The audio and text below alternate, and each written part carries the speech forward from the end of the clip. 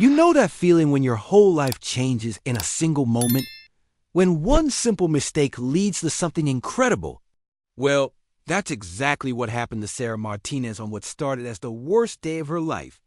Picture this, small town. Girl from rural Colorado, never been anywhere fancier than the local Walmart. Standing on a busy New York City street corner with 2 suitcases and exactly $47 to her name.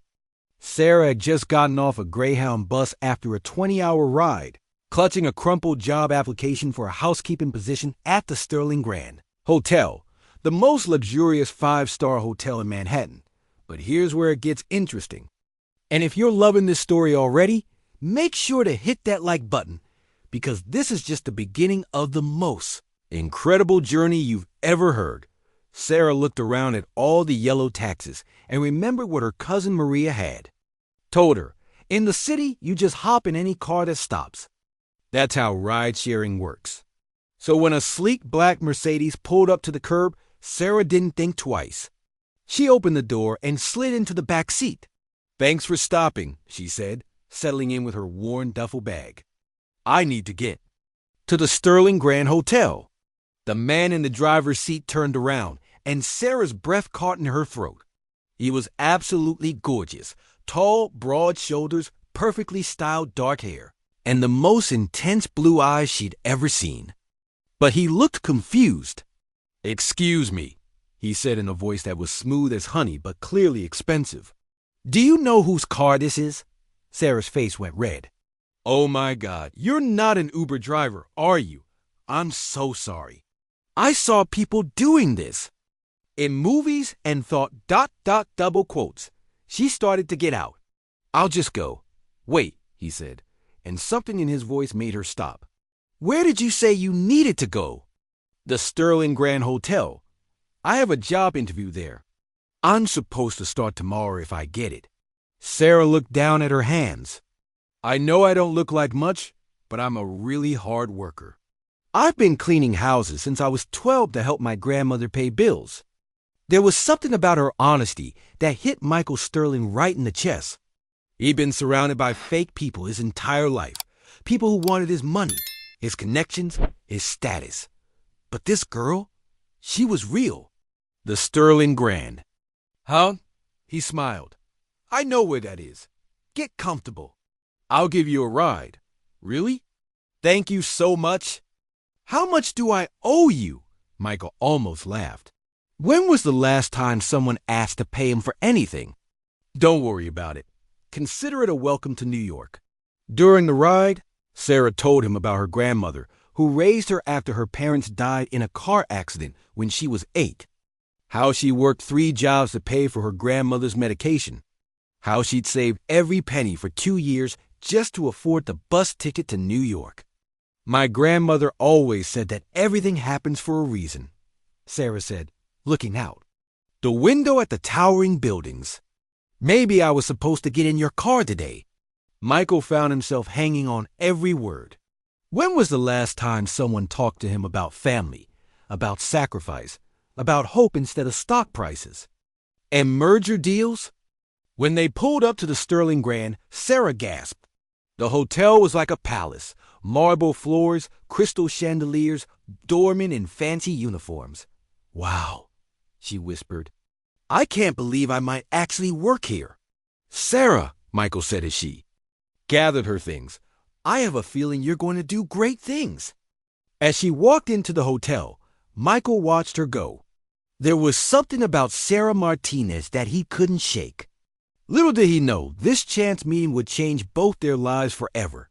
The Sterling Grand Hotel was everything Sarah had dreamed of and more.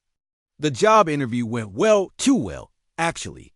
The head of housekeeping, Mrs. Patterson, seemed surprised that someone so young could have such extensive cleaning experience. "Most girls your age want to be influencers." "Or models," Mrs. Patterson said, looking over Sarah's application. "You actually want to clean hotel rooms?" "Yes, ma'am," Sarah replied earnestly. "I take pride in making spaces beautiful for people. Everyone deserves to come home to something clean and peaceful." That answer sealed the deal. Sarah was hired on. The spot? starting at $15 an hour, more money than she'd ever made in her life. What Sarah didn't know was that the Sterling Grand Hotel was owned by Sterling Enterprises, and the CEO, Michael Sterling, had been watching the security footage of her interview.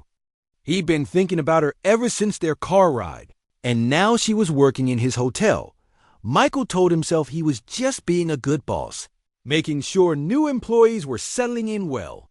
But deep down, he knew he was looking for excuses to see Sarah again. The first few weeks flew by. Sarah threw herself into her work with a passion that amazed everyone. She didn't just clean rooms. She arranged flowers, left little welcome notes for guests, and somehow made every space feel like home. "That new girl is something special," said Carlos, the maintenance supervisor. "Guest satisfaction scores are through the roof on floors she cleans." But not everyone was happy about Sarah's success. Brittany Matthews had been engaged to Michael Sterling for 6 months, and she wasn't about to let some small-town nobody threaten her position as the future Mrs. Sterling. Brittany was everything New York society expected in a billionaire's wife: blonde, beautiful, connected to all the right families.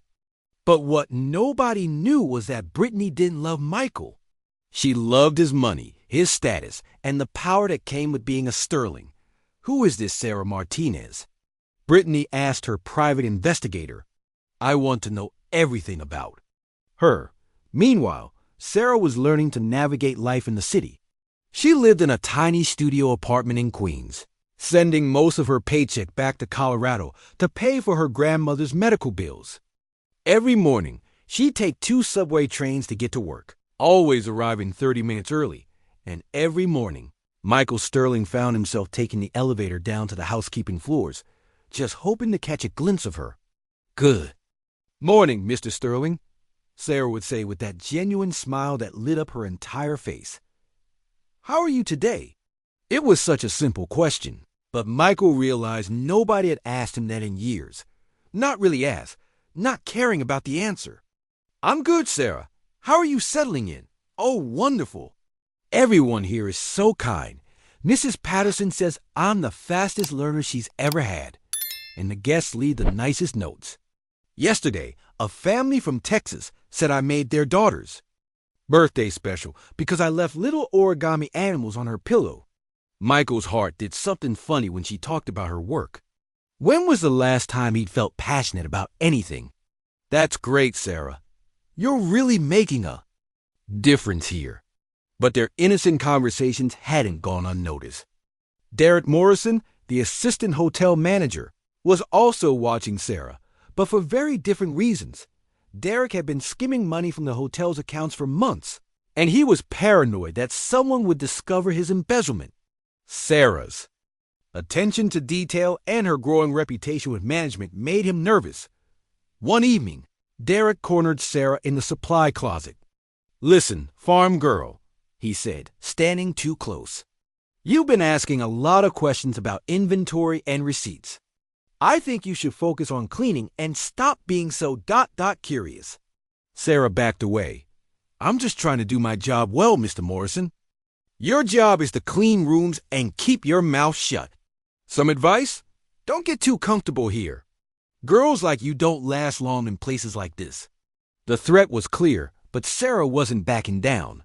She'd worked too hard to get here, and she wasn't going to let anyone intimidate her. What Derek didn't know was that his conversation with Sarah had been overheard by someone who would make him pay dearly for his threats. 3 months into her job at the Sterling Grand, Sarah's life took an unexpected turn. It started with a phone call that shattered her world. "Sarah, honey, you need to come home." Her cousin Maria's voice was shaking. "It's Grandma Rose. She collapsed at the grocery store. The doctors say she needs surgery immediately, but insurance won't cover it all. We need $20,000, Sarah. I don't know what to do." Sarah's hands trembled as she held the phone. $20,000. Might as well have been 20 million.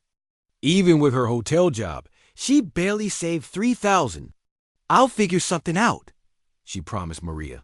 "Tell Grandma I'm coming home." "But how?" Sarah worked double shifts, picked up extra cleaning jobs on weekends, even sold her laptop and the few pieces of jewelry she owned. It wasn't enough. That's when Derek Morrison made his move. "Having money troubles, farm girl?" he asked with a sleazy smile. "I might be able to help you out." Sarah was desperate enough to listen.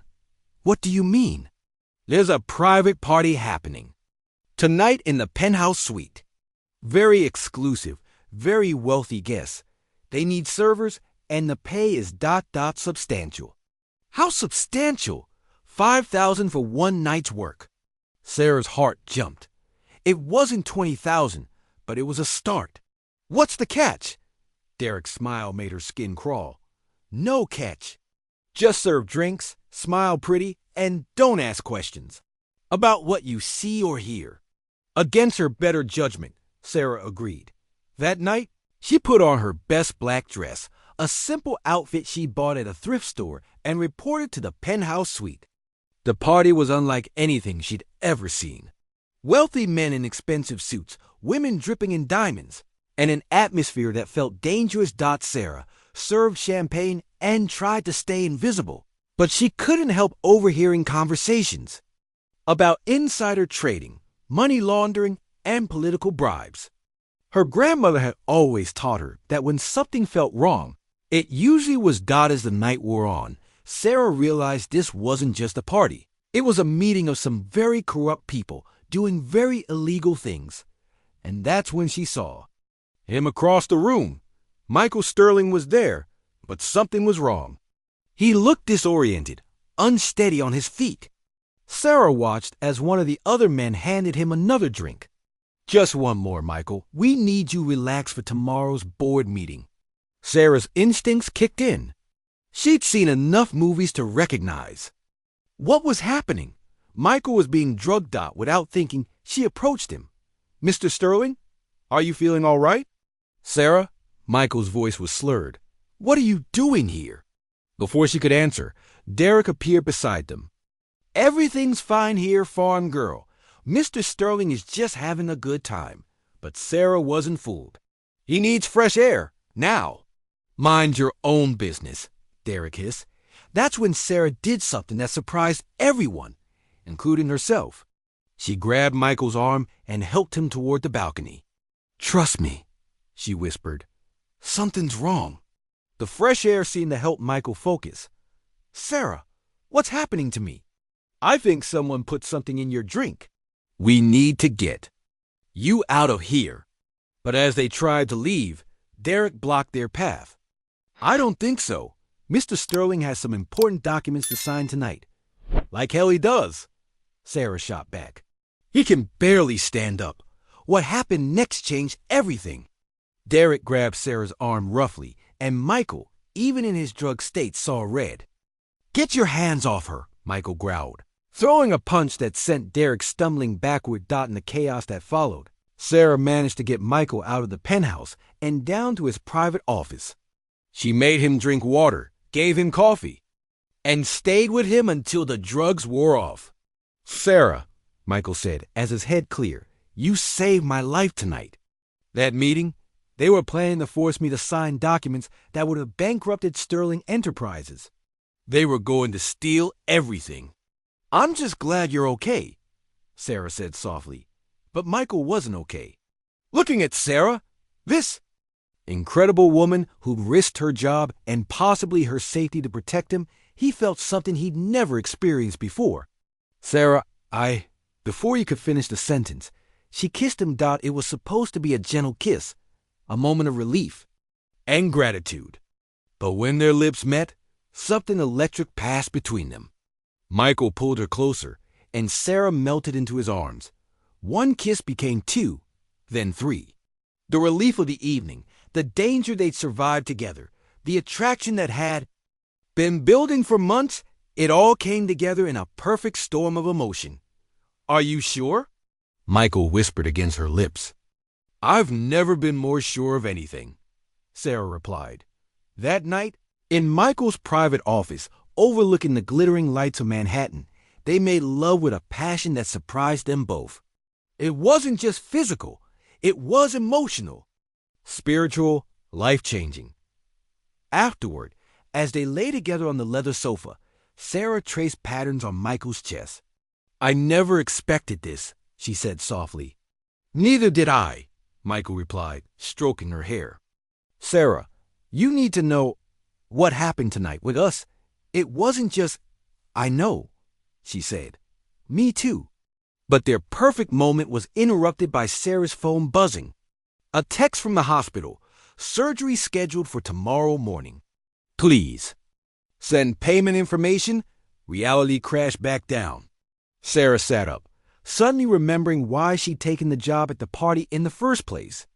"I have to go," she said, reaching for her clothes. "Sarah, wait. What's wrong?" "My grandmother needs surgery. I thought working that party would help me earn money for her medical bills. But now ... quotes. Michael sat up. "How much do you need?" $20,000. "But I can't take money from you. Not after. This would look like ... Sarah, let me help. Not because of tonight, but because it's the right thing to do." But Sarah was already getting dressed. "I can't. You don't understand people already. Gossip about us. If they found out about tonight, if they thought I was just some gold digger who slept with the boss for money ... Nobody would think that. Yes, they would. And they'd be right to wonder." Sarah was crying now. "I have to go. I'm sorry." She left Michael alone in his office, both of them heartbroken and confused. Neither of them noticed the security camera in the corner of the room or the person who had access to those recordings. 2 months later, Sarah's world came crashing down in the most unexpected way. She'd been feeling sick for weeks, exhausted, nauseous, unable to keep food down. At first, she blamed it on stress. Her grandmother's surgery had been successful, thanks to a mysterious anonymous donation that covered all the medical bills. But Sarah was working herself to death, trying to pay back what she assumed was a loan. "Honey, you look terrible," said Jennifer, her co-worker and the closest thing she had to a friend in New York. "When's the last time you saw a doctor?" "I can't afford a doctor visit," Sarah replied, scrubbing the bathroom floor with more force than necessary. "There's a free clinic on 42nd Street. Please, Sarah, you're scaring me." That afternoon, Sarah sat in the waiting room of the clinic, surrounded by other people who couldn't afford health care. When her name was called, she followed a kind-faced nurse into an examination room. "What brings you in today, dear?" asked Dr. Rodriguez, an older woman with gentle eyes. Sarah described her symptoms, and Dr. Rodriguez nodded knowingly. "When was your last period?" Sarah tried to remember. Between work stress and worry about her grandmother, she'd barely been keeping track. It's been a while. Maybe 2 months? "I'd like to run a pregnancy test." "That's impossible," Sarah said quickly. "I mean, there was one time, but ... But even as she said it, Sarah knew it was possible. The night with Michael had been passionate and unplanned. They hadn't used protection. 20 minutes later, Dr. Rodriguez returned with results that changed everything. "Congratulations, Sarah. You're about 8 weeks pregnant." The world tilted. Sarah gripped the sides of the examination table. You sure?" "Very sure. The blood test confirms it. Pregnant." With Michael Sterling's baby, Sarah walked out of the clinic in a daze. How could this have happened? Well, she knew how it had happened. But why now? Why when her life was finally getting stable? That evening, she sat in her tiny apartment, staring at the pregnancy confirmation paperwork. She had 3 options: tell Michael, don't tell Michael, or the third option she couldn't even think about. Her grandmother had raised her with strong values. Family was everything. Children were blessings, not burdens. But how could she explain this to Michael without looking like she was trying to trap him? Before she could decide what to do, her phone rang. "Sarah, it's Jennifer. You need to get to the hotel right now." "Why? What's wrong?" "There's been an announcement. Mr. Sterling is getting married." Sarah's blood went cold. "What?" The engagement announcement is in all the papers. Him and Brittany Matthews, you know, the socialite. They're having the wedding next month at the plaza. Sarah, are you there? The phone slipped from Sarah's hands. Michael was getting married to someone else. The night they'd spent together had meant nothing to him. Or had it? The next morning, Sarah forced herself to go to work. She needed this job now more than ever. As she cleaned the executive floors, she couldn't help but overhear conversations about the upcoming wedding. Brittany Matthews is perfect for him, one secretary was saying. Same social circle, same values. Not like he'd ever marry some nobody. Each word was like a knife to Sarah's heart. That afternoon, as she was cleaning the conference room, Michael walked in. Sarah, we need to talk. She couldn't look at him. Congratulations on your engagement, Mr. Sterling. Sarah, please, look at me. When she finally met his eyes, he saw something there that made his chest tight. The engagement announcement, he said carefully. It's complicated. It seems pretty straightforward to me. You're marrying Brittany Matthews. It's a business arrangement.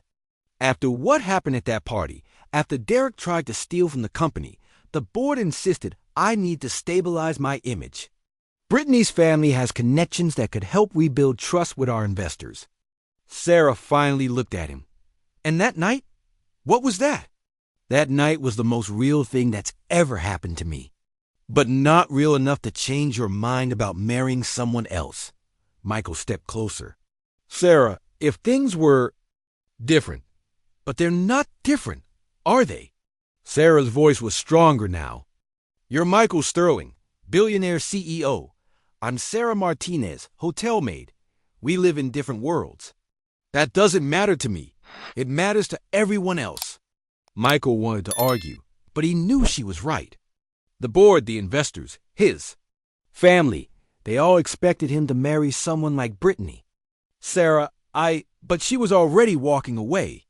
I hope you'll be very happy, Mr. Sterling. That night, alone in her apartment, Sarah made a decision. She couldn't tell Michael about the baby. He was building a life with someone else. And she wouldn't complicate that. She would raise this child alone. What Sarah didn't know was that someone had been watching her very carefully. Someone who had seen her leaving the clinic, who had followed her home, who knew exactly what was in that envelope she'd been carrying. Brittany Matthews was many things, but stupid wasn't one of them. The wedding planning consumed the entire hotel for weeks. Brittany Matthews had decided to host her engagement party at the Sterling Grand, and she made sure everyone knew she was the future, Mrs. Sterling. But Brittany had a problem. She'd noticed how Michael looked at Sarah. More importantly, she'd noticed how Sarah looked at him. I need you to keep an eye on that cleaning girl, Brittany told Derek Morrison, who had managed to keep his job despite the penthouse incident. Sarah Martinez, there's something about her that bothers me. Derek was more than happy to spy on Sarah. She humiliated him in front of Michael, and he wanted revenge. She's been acting strange lately, Derek reported back. Tired all the time. Running to the bathroom constantly. And yesterday, I saw her coming out of a doctor's office. Brittany's eyes narrowed. What kind of doctor's office? Women's clinic on 42nd Street. The kind of place girls go when they're in trouble. That's when Brittany knew she had Sarah exactly where she wanted her. The engagement party was everything New York society expected. Crystal chandeliers, $1,000 champagne, and guest lists that read like Forbes magazine. Sarah wasn't supposed to be working that night, but Derek had specifically requested her services. We need our best cleaner to make sure everything's perfect for Miss Matthews, Derek had said with that oily smile that made Sarah's skin crawl. So Sarah found herself working behind the scenes while her baby's father celebrated his engagement. To another woman, she was refilling champagne glasses in the service kitchen when she overheard a conversation that stopped her cold. The Sterling boy is finally settling down, said an older woman's voice. Though I hear he had quite the wild streak before Brittany tamed him. Wild streak? Asked another voice. Oh yes, Margaret told me her security company handles the Sterling Grand. Apparently, there's some very interesting footage of young Michael with one of the hotel staff. A maid. If you can believe it. Sarah's blood turned to ice. There was footage of her and Michael? How scandalous!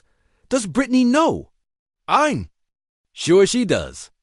Margaret said Brittany requested copies of all security footage from the past 6 months.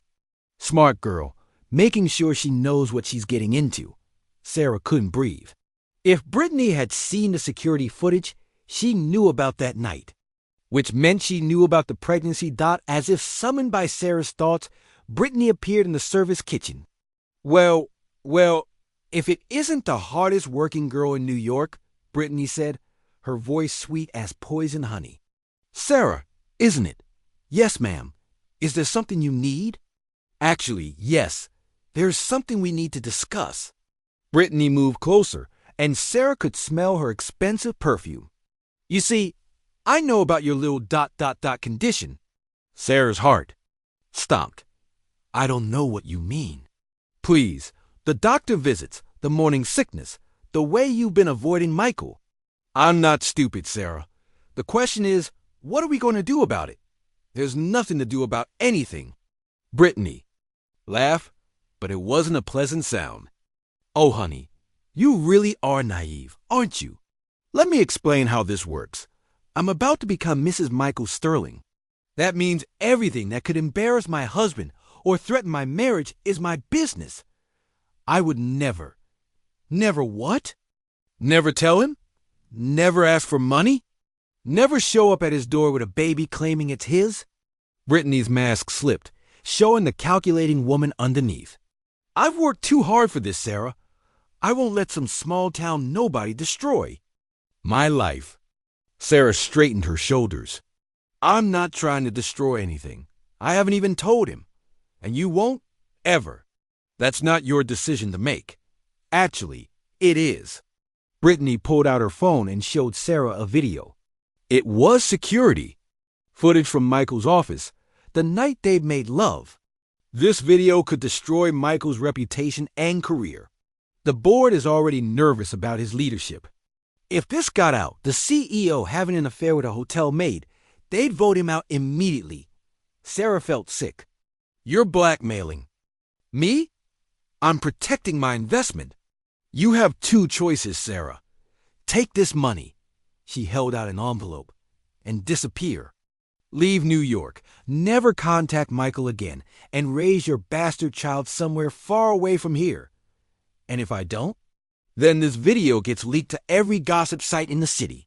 Michael loses everything. His company, his reputation, his family's legacy. All because of you. Sarah stared at the envelope. How much? $50,000. Enough to disappear and start over somewhere else. It was more money than Sarah had ever seen. Enough to take care of her baby, to help her grandmother, to build a new life. But it would mean never seeing Michael again. Never telling him about their child. I need time to think.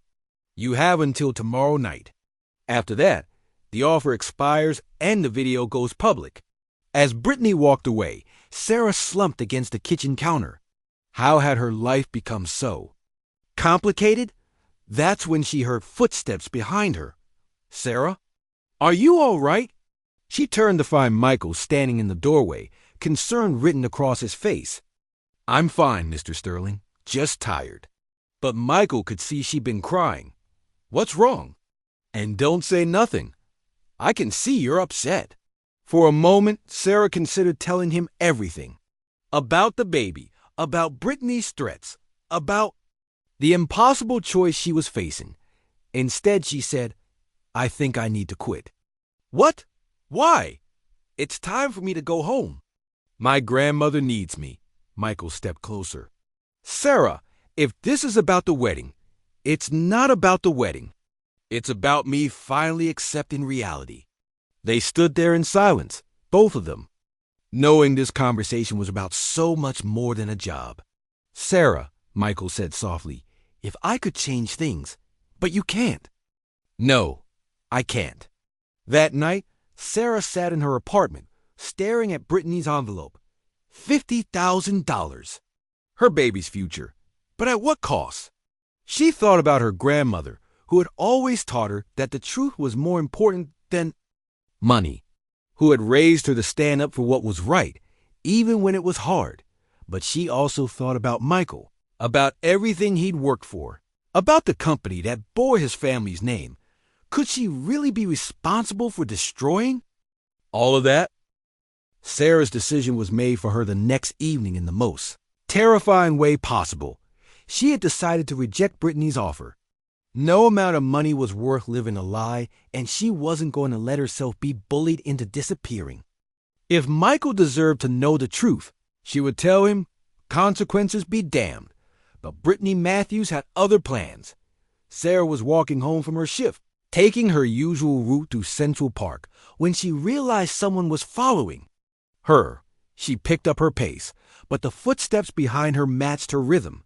"Don't turn around," a male voice said. "Just keep walking." Sarah's heart hammered in her chest. "What do you want?" "You had your chance to take the money and leave quietly. But you couldn't just disappear, could you?" Derek Morrison stepped beside her, and Sarah could see he was holding something in his jacket pocket. "Derek, what are you doing?" "Cleaning up." "A mess. Miss Matthews pays very well for problem-solving services." They were in the darkest part of the park now, away from the main paths. Sarah looked around desperately for other people, but the area was deserted.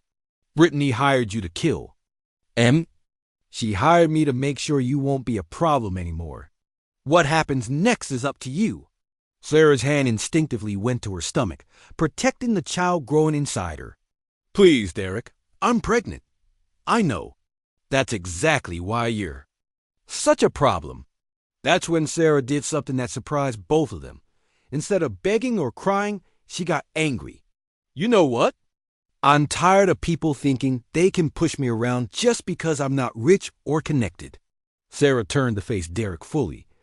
"I've been poor my whole life, but I've never been weak. And I'm not going to start now." Tough talk for someone who's about to. Derek never finished that sentence. Sarah kicked him hard in the shin, grabbed a handful of dirt from the ground, and threw it in his eyes dot as Derek stumbled backward. Cursing and trying to clear his vision, Sarah ran. She ran through the park like her life depended on it. Because it did. Behind her, she could hear Derek shouting into his phone. "She got away! The little bitch got away!" Sarah didn't stop running until she reached the bright lights of Fifth Avenue. Only then did she pull out her phone and call 911, 911. "What's your emergency?" "Someone just tried to attack me in Central Park. Derek Morrison, he works at the Sterling Grand Hotel. He said someone paid him to hurt me." The police response was swift. Within minutes, squad cars were swarming the area. They found Derek, still stumbling around the park, dirt in his eyes and rage in his voice. But when they arrested him, Derek made a call that changed everything. "It's done," he told Brittany. "The problem is solved." Brittany was at a charity gala with Michael when she got the call. She excused herself to the ladies' room and answered her phone with a smile. "Finally. I was beginning to think you'd lost." "Your nerve. She's taken care of. You won't have to worry about her anymore." Brittany returned to the gala feeling lighter than she had in weeks. Michael was hers. The wedding was in 2 weeks, and Sarah Martinez was no longer a threat. But Brittany had made one crucial mistake. She'd gotten too confident, too sloppy, and Michael Sterling hadn't gotten to where he was by being stupid. He'd noticed Brittany's phone call, noticed the satisfied smile on her face when she returned, noticed the way she kept checking her watch, as if waiting for something. When Michael got a call from the police an hour later, asking him to come to the station because one of his employees had been arrested for attempted assault, he started putting pieces together. "Derek Morrison attacked someone?" Michael asked the detective. "One of your other employees, Sarah Martinez. She says Morrison told her someone hired him to hurt her." Michael's blood went cold. "Is Sarah all right?" "She's shaken up but unharmed. Smart girl. She fought back and got away." But Michael was already out the door, leaving a confused Brittany behind at the gala. The police station was chaos when Michael arrived. Derek was in an interrogation room, demanding a lawyer. Sarah was in another room, giving her statement to detectives. When Michael saw her, pale, scared, but safe, something inside him broke. "Sarah, thank God you're okay." She looked up at him with eyes that were full of tears and something else. Something that looked like love and heartbreak all mixed together. "Michael, I need to tell you something." "Sarah, whatever it is, it can wait. The important thing is that you're safe." "No, it can't wait. Not anymore." Sarah took a deep breath. "I'm pregnant. The baby is yours." The words hit Michael like a physical blow. "What?" "That night, in your office. I'm about 8 weeks pregnant." The words hit Michael like a physical blow. "What?" "I know the timing is terrible. I know you're getting married. I wasn't going to tell you, but then Brittany found out somehow, and she offered me money to disappear. And when I refused, Derek tried to ... Michael's mind was racing. "Brittany knew?" "She knew you were pregnant with my child. She has security footage from that night. She threatened to release it if I didn't take her money and leave town." Everything clicked into place. From Michael, Brittany's suspicious behavior, Derek's sudden interest in Sarah, the timing of tonight's attack. "That's why Derek tried to hurt you. Brittany hired him." Sarah nodded, tears streaming down her face. "Michael, I'm so sorry. I never wanted any of this to happen." Before Michael could respond, his phone rang. It was Detective Rodriguez. "Mr. Sterling, we just got Derek Morrison to confess. He admitted that Brittany Matthews paid him to handle the Sarah problem. We're issuing a warrant for her arrest now." Michael looked at Sarah, brave, beautiful Sarah, who was carrying his child, and made the easiest decision of his life. "Detective, I need to make a statement, and I need to call off my wedding." The arrest of Brittany Matthews sent shockwaves through New York's social elite.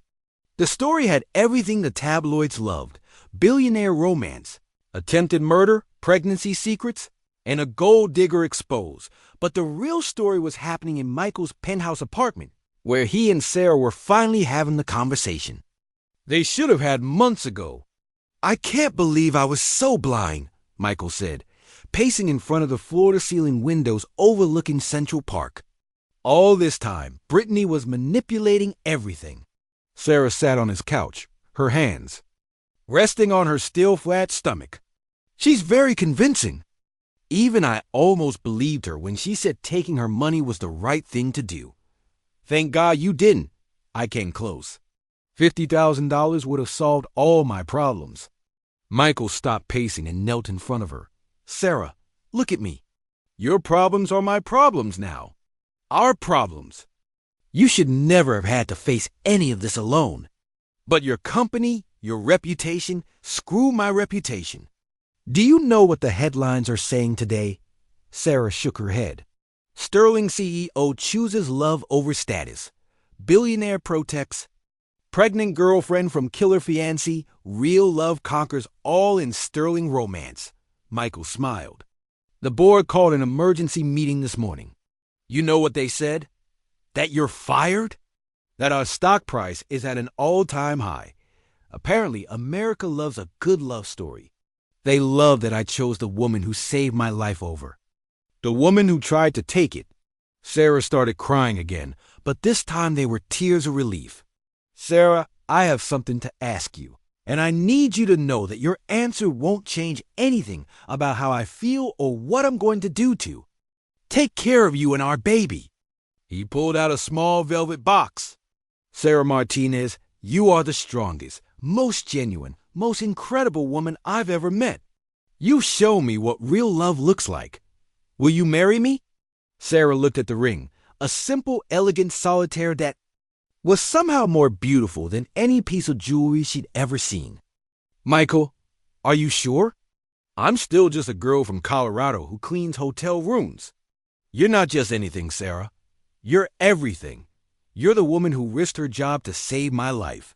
You're the woman who wouldn't take dirty money even when her family needed help. You're the woman who fought off an attacker to protect our child. You're going to be the mother of my baby, and hopefully, if you'll have me my wife." Sarah looked into his eyes and saw her future. Not the fairy tale she dreamed of as a little girl, but something real and beautiful and worth fighting for. "Yes," she whispered. "Yes, I'll marry you." As Michael slipped the ring onto her finger, Sarah felt something she'd never experienced before, the absolute certainty that she was exactly where she belonged. 6 months later, the Sterling Grand Hotel was decorated with white roses and baby's breath for the most anticipated wedding of the year. But this wasn't the society wedding that had been planned with Brittany Matthews. This was something much more beautiful. Sarah walked down the aisle in a simple white dress that accommodated her now visible pregnancy bump. Her grandmother Rose, who had flown in from Colorado, was her maid of honor. Michael's mother, who had initially been skeptical, but had fallen in love with Sarah's genuine warmth, was crying happy tears in the front row. "Dearly beloved," the minister began, "we are gathered here today to witness the union of two people who have overcome incredible odds to find true love." But the most important part of the ceremony came when Michael and Sarah exchanged the vows. They had written themselves. "Sarah," Michael said, his voice thick with emotion, "you taught me that real wealth isn't measured in money. It's measured in love, in courage, in the willingness to fight for what's right. You saved my life and more ways than one. I promise to spend the rest of my life proving that I'm worthy of the gift you've given me." Sarah's voice was steady despite her tears. "Michael, when I got into your car that first day, I thought I was just getting a ride to a job interview. I had no idea I was meeting my future, my family, my home. You showed me that Prince Charming doesn't always come in the package we expect. Sometimes he comes in the form of a man who sees our worth when we can't see it ourselves." As they kissed, sealing their marriage, the guests erupted in applause. But the celebration was interrupted by unexpected news. Detective Rodriguez approached the couple during the reception.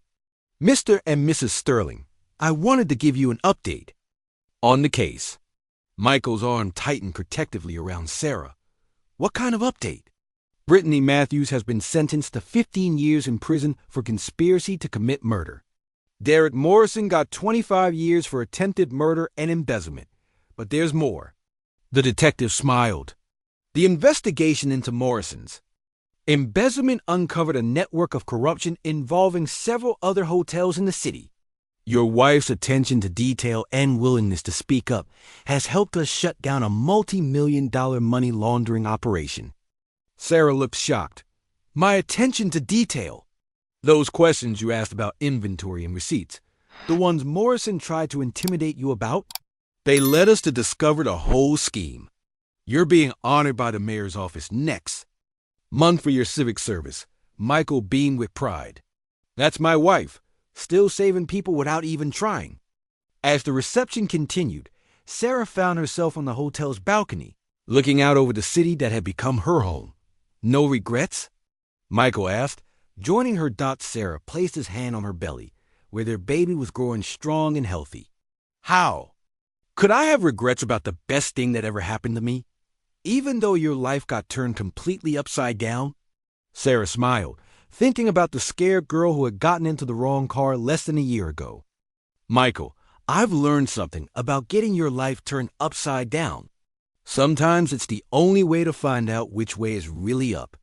As they stood together, watching the sun set over Manhattan, Sarah felt her baby kick for the first time. It was as if their child was saying hello to the world they would soon join, a world where love really could conquer all, where good people still won in the end, and where sometimes the most beautiful stories began with the simplest mistake. 3 months later, Sarah gave birth to a healthy baby boy they named Daniel Rose Sterling, Daniel for Michael's grandfather, and Rose for the grandmother who had taught Sarah that everything happens for a reason. And as Sarah held her son for the first time, with Michael beside her and both their families surrounding them with love, she knew that getting into the wrong car that day had been the most right thing she'd ever done. The Sterling family fortune would be inherited by Daniel someday, but he would also inherit something far more valuable, the knowledge that real love is worth fighting for. That good. People still exist in the world, and that sometimes the most extraordinary life begins with the most ordinary moment.